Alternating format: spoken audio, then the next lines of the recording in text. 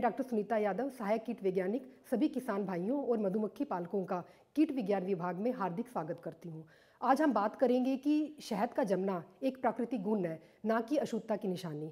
हमारे देश में 50 से अधिक तरीके के शहद पाए जाते हैं, जैसे कि सरसों का शहद, बरसीम, सूरजमुखी, लीची, बेर, जामुन, मल्टीफ्लोरल, शीशम का, अकेशिया का, प्लेक्ट्रेंथस हनी, रबड़ का हनी। तो ये सभी हनी, इनका जो रंग है वो भी काफ़ी हद तक एक दूसरे से अलग है। इसके अलावा इनका रूप भी अलग अलग है, मतलब कि कुछ जो शहद है उनमें आपको ज़्यादा तरल रूप में है और कुछ है थोड़े गाढ़े और ज़्यादा जल्दी जम जाते हैं। जैसे कि आप यहाँ देख रहे हो, ये है सरसों का शहद है। आप देखोगे पूरा जमा हुआ है। ये जब मैं आपको शहद दिखाऊँ तो ये सरसों का अगर प्योर शहद देखोगे तो ऐसा जमा हुआ ही शहद होता है, ये बहुत जल्दी जम जाता है। लेकिन अगर थोड़ा ये सरसों के अंदर मिक्स है, ये थोड़ा कम जमा हुआ है, जैसे आप दिख रहा है आपको। और ये भी मिक्स्ड हनी है, इसमें ये आप देखोगे ये भी जमा हुआ है, लेकिन इसमें थोड़ा तरल रूप में और थोड़ा ये जमा हुआ है। तो अब लेकिन हमारे देश में क्या है कि लोग जो तरल या पिघला हुआ शहद है उसे ही खाना पसंद करते हैं। अगर शहद किसी भी वजह से जम जाता है तो वो सोचते हैं कि ये अशुद्धता की निशानी है। ज़्यादातर लोग यही सोचते हैं कि इसमें चीनी की मिलावट की गई है, जबकि ये भ्रांति है, सरासर बिल्कुल गलत है। शहद का जमना इसका एक प्राकृतिक गुण है। चाहे कोई भी शहद हो, वो देर या सवेर वो जमेगा ही। कुछ शहद हैं वो जल्दी जम जाते हैं, जैसे कि ये सरसों का है। इसके अलावा यूकलिप्टस का है, वो थोड़ा पिघला हुआ और थोड़ा जमा हुआ रहता है। ठीक है, सूरजमुखी का शहद है, रबड़ का शहद है, वो बहुत जल्दी जम जाते हैं। लेकिन कुछ शहद है वो काफ़ी समय लगा देते हैं, 1-2 साल भी लग जाते हैं उनको जमने में। जैसे कि ये अकेशिया का है, बेर का, जामुन का शहद, ये ज़्यादातर क्या तल रूप में ही रहते हैं। तो अब ये सवाल आता है कि ये शहद जमता क्यों है। इसके कई कारण हैं, लेकिन सबसे बड़ा कारण ये है कि इसमें ग्लूकोज और ये जो फ्रक्टोज है, ये जो शर्कराएँ हैं, इनकी रेशो है। अगर जिस शहद में ग्लूकोज ज़्यादा मात्रा में होगा फ्रुक्टोज की तुलना में, तो वो क्या है जल्दी जम जाता है। लेकिन अगर फ्रक्टोज जिस शहद में उसकी मात्रा ज़्यादा होगी ग्लूकोज की तुलना में, तो उनको जमने में समय लगता है, लेकिन देर सवेर वो भी जमते ही हैं। तो ये तो मुख्य कारण है, लेकिन इसके अलावा और कई कारण हैं जिसकी वजह से जो शहद के जमने की गति बढ़ जाती है, जैसे कि तापमान। अब बक्से के अंदर मधुमक्खियाँ 33 से 34 डिग्री करीब तापमान बना के रखती हैं, तो इसका मतलब है कि शहद भी हमारा 30 डिग्री से ऊपर ही वहाँ पे जमा रहता है। लेकिन जब हम शहद का निष्कासन करके उसको बोतलों के अंदर भर लेते हैं और अगर उस शहद को हम 15 डिग्री सेंटीग्रेड से कम पर अगर उसका भंडारण कर लेते हैं तो वो शहद बहुत जल्दी जमता है। इसलिए कभी भी शहद को हमें फ्रिज में नहीं रखना चाहिए, और उसको गर्म तापमान पर रखेंगे तो शहद धीरे धीरे जमेगा, उसका जमने में ज़्यादा समय लगेगा, लेकिन वो जमेगा ज़रूर। और इसके अलावा है कि उसमें पराग है, जो पराग की मात्रा पे भी ये शहद का जमना डिपेंड करता है। अगर पराग के जो कण शहद के अंदर है तो उनमें क्या है कि उन कणों के आसपास धीरे धीरे ग्लूकोज जमने लगती है और धीरे धीरे उनका कण बढ़ते रहते हैं। तो वो जो हमें जमा हुआ जो शहद दिखाई देता है वो क्या है कि पराग के आसपास जो ग्लूकोज है वो जमी हुई है। ये इसका ये पराग और जबकि पराग जब शहद में है तो ये अच्छी बात है, क्योंकि पराग क्या है, इसके अंदर प्रोटीन होते हैं, ये विटामिन का सोर्स भी है। और जो भी राह हनी है, राह हनी से मतलब ये है कि जो शहद आपने निकाला और उसको सिर्फ कपड़े से छान के अगर हमने बोतलों में भर लिया तो उसको राह नहीं कहते हैं। ये सबसे अच्छा नहीं होता है, क्योंकि ये कहावत भी है कि कम संशोधित और बिना संशोधित जो शहद है वो सबसे अच्छा शहद है।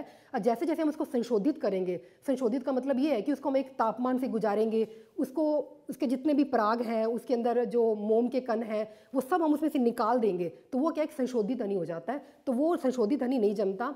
लेकिन जो राह हनी है, जो बिल्कुल बक्से से निकाला है और आपने सिर्फ कपड़े से छान के बोतलों में भरा है, तो वो तो जमेगा ही जमेगा। तो एक पराग के कण भी इसका एक मुख्य कारण है। और इसके अलावा ग्लूकोज और पानी की रेशो के ऊपर भी शहद का जमना निर्भर करता है। अगर ग्लूकोज ज़्यादा है पानी के अनुपात में तो वो शहद जल्दी जमता है, लेकिन अगर पानी ज़्यादा है शहद में तो उसको जमने में समय लगता है। तो ये तो कई कारण मैंने बताए। तो लेकिन इसके बाद एक सवाल और भी आता है, कुछ लोग कहते हैं कि जो मार्केट में जो शहद मिलता है वो तो तरल रूप में ही होता है, वो तो नहीं जमता। लेकिन जब अगर किसी बी कीपर से अगर वो लेते हैं तो वो शहद जम जाता है। तो उसका कई कारण है। पहला कारण तो ये है कि जो बाज़ार से हम लेते हैं वो अल्ट्रा फिल्टर हनी होता है, उसको 3-4 फिल्टरों से गुजारा जाता है ताकि उसके सारे पोलन है, जो मोम के कण हैं या कोई भी उसके अंदर धूल के कण है, वो सारे के सारे वो निकाल देते हैं। ठीक है, उसके बाद उसको एक पर्टिकुलर टेम्परेचर पे उसको हीट करते हैं, जिसकी वजह से वो शायद नहीं जमता। और कई बार क्या है कि कुछ बी कीपर बहुत ज़्यादा हीट भी कर देते हैं शहद को, 45 डिग्री तो मैक्सिमम टेम्परेचर है, वो इससे ऊपर भी उसको गर्म कर देते हैं। जब शहद ओवर हीटिंग हो जाती है शहद में, तब भी वो नहीं जमता है। तो इसके अलावा क्या है कि कई बार ये शुगर, ये राई सिरप है, कॉर्न सिरप है, इस तरीके की चीज़ें क्या मिलावट कर देते हैं शहद के अंदर, तो ये चीज़ें नहीं जमती, इस वजह से भी शहद नहीं जमता। इसके अलावा कुछ केमिकल्स हैं जो शहद की जमने की गति को कम कर देते हैं, उन केमिकल की वजह से भी ये शहद नहीं जमता। तो मेरा कहने का मतलब है कि अगर आपको सिर्फ पिघला हुआ ही शहद चाहिए, तरल रूप में ही चाहिए, तो ज़रूरी नहीं कि वो शुद्ध ही शहद होगा, इनमें से कोई भी कारण हो सकता है जिसकी वजह से वो तरल रूप में ही है। अगर शहद जम रहा है तो इसका मतलब ये नहीं है कि वो अशुद्ध है, इसका मतलब पूरा शुद्ध है, क्योंकि इसका एक प्राकृतिक गुण है। और हमारे देश में ही तरल रूप में ज़्यादा पसंद करते हैं। अगर आप बाहर के देशों में जाओगे तो वहाँ लोग काफ़ी जागरूक हैं, उन्हें पता है कि शहद का जमना एक प्राकृतिक गुण है और वो जमा हुआ शहद पसंद करते हैं। हमारे देश में 90% के करीब जो सरसों का शहद है वो बाहर एक्सपोर्ट हो जाता है, और वहाँ बाहर के देश में लोग बहुत शौक से इसको क्रीमी हनी के रूप में ब्रेड के ऊपर स्प्रेड करके उसको खाना पसंद करते हैं। और लेकिन हमारे यहाँ क्या ये भ्रांति है, इस वजह से मधुमक्खी पालक को भी नुकसान होता है और उपभोक्ताओं को भी नुकसान होता है। मधुमक्खी पालक को ऐसे नुकसान होता है कि वो उपभोक्ताओं को अच्छे रेट पे अपना शहद नहीं बेच सकता, उसको थोक पे बाहर एक्सपोर्ट करना पड़ता है अपना हनी। और उपभोक्ताओं को ऐसे नुकसान होता है कि वो उनको शुद्ध शहद की पहचान ही नहीं है, वो जमा हुआ शहद मानकर उसको छोड़ देते हैं, जबकि वो बिल्कुल बढ़िया शहद है, उसके अंदर सारे विटामिन मिनरल सब उसके अंदर बने हुए हैं। तो वो पिघला हुआ शहद ही पसंद करता है, जो किसी भी कारण से हो सकता है कि वो बिल्कुल पिघला हुआ हो। तो मैं ऐसा नहीं कह रही कि अगर बाजार में आपको पिघला हुआ शहद मिल रहा है तो बिल्कुल अशुद्धि होगा, क्योंकि जो हनी प्रोसेसिंग प्लांट है उनमें उनको अल्ट्रा फिल्टर करके 45 डिग्री सेंटीग्रेड टेम्परेचर पर उसको गर्म किया जाता है, जिसकी वजह से वो पिघला हुआ रहता है। लेकिन ये कुछ कारण मैंने बताए हैं कि जिनकी वजह से हमेशा वो पिघला हुआ रहता है। तो मेरा ये आज का जो विषय है तो उसको आप बताने का यही मकसद था कि आप लोगों को जागरूक करना कि अगर किसी वजह से अगर शहद जम जाता है तो आप घर में उसको आराम से उसको तरल रूप में ला सकते हैं। आप एक गर्म पानी किसी बर्तन में कीजिए और उसमें अपनी शहद की बोतल रख के थोड़ा सा उसको चम्मच से आप हिलाओगे तो थोड़ी देर में वो बिल्कुल पिघल के, जैसे आप ये देख रहे हो ये जमा हुआ था, इसी को मैंने वैसे ही बर्तन में गर्म कर रखा है, देखो ये बिल्कुल पिघला हुआ है, बिल्कुल शहद पिघली हुई जैसा हो जाएगा। तो आप ऐसे आराम से कर सकते हो। तो इसके साथ ही मैं आप सबका बहुत धन्यवाद करती हूँ और आपसे उपेक्षा करती हूँ कि आज के बाद अगर जमा हुआ शहद की आपकी बोतल कहीं से आपने खरीदी है तो आपको अशुद्ध मान के वापस उस बी कीपर को नहीं लौटाएंगे, और घर में ही उसको थोड़ा बर्तन में गर्म पानी में उसको पिघला के आप उसका इस्तेमाल करेंगे। धन्यवाद।